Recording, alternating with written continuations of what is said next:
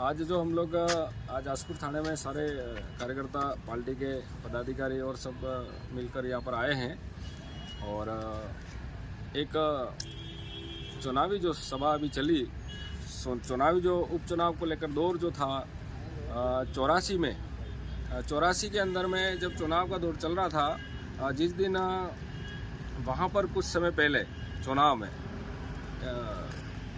राजस्थान के मुख्यमंत्री साहब का वहाँ पर दौरा होता है, वहाँ मुख्यमंत्री साहब का सभा होती है। उस सभा के अंदर में कोई सरपंच एक अपनी भाषण में बहुत जोरदार भाषण देता है और पूरे समाज को आड़े हाथ लेकर और बीच में राजकुमार जी को आड़े हाथ लेकर और समाज को गाली गलौज करना और कहीं के पार्टी के पदाधिकारी उनको गाली गलौज करना।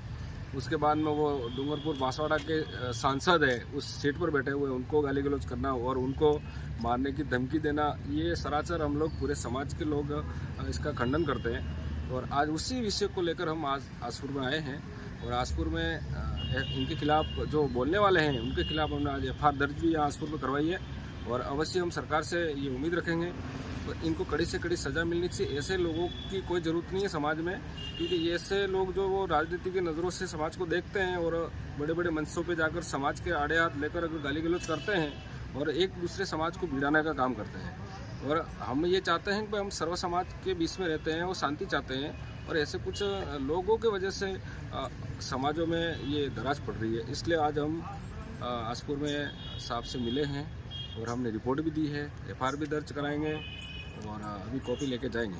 अभी जो आप बता रहे हो कि भाई उन्होंने राजकुमार जी को आड़े हाथ लेके जो भी बात कही उन्होंने, तो ये क्या कौन सी समाज के थे जो कि आदिवासी समाज को हित में नहीं समझ रहे क्या वो?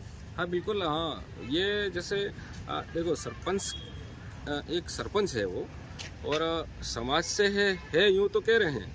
बाकी मैं ये इनको पूछना चाहूँगा, वास्तविकता तुम एक संविधान के दायरे में और संवैधानिक सीट पर बैठे हो, सरपंच की कुर्सी पर बैठे हो, उसके बाद ये इस तरह की जो भाषा है उनके मुंह पे शोभा नहीं देती है।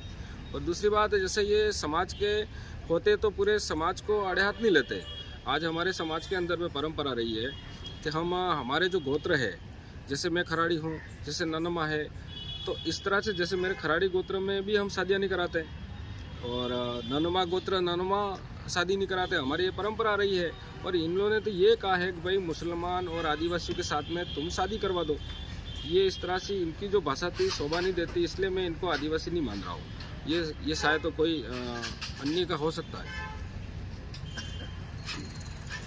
तो अभी आप क्या चाहते हैं सब इनके सरपंच के खिलाफ जो बोले, तो आप तो सब क्या चाहते हैं सर?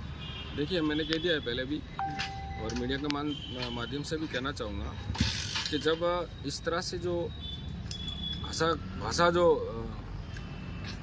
बोलते हैं ये लोग, तो समाज के अंदर में कहीं न कहीं विपरीत पैदा होती है और समाज के अंदर में कहीं न कहीं एक दूसरे को भिड़ाना और समाज में भ्रांतियाँ फैलाना, ये क्या कि इन लोगों का राजनीतिक षड्यंत्र के हिसाब से ये लोग बोलते हैं और इनको सिर्फ राजनीति ही करनी है, समाज को नहीं देखना है। और इसलिए आज हम वास्तविकता इस चीज़ को जाना, हमने इनका वीडियो देखा और बेकायदा वो मार देने की जो धमकी दी है, सरेआम मार देना चाहिए राजकुमार को, ऐसा इन्होंने कहा है।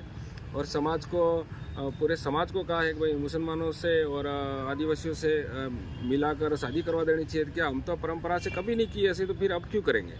और हाँ, ऐसा कोई हमारे समाज के अंदर में किसी व्यक्ति ने कहा हो तो आप वीडियो पेश करें, हम कभी ऐसा नहीं कहेंगे, क्योंकि अपना समाज का जो रीति रिवाज ही पूरा अलग है।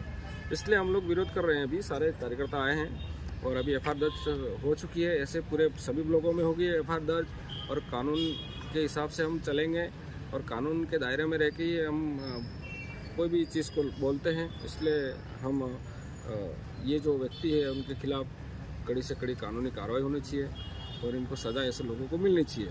खूब खूब धन्यवाद आपके चैनल पर।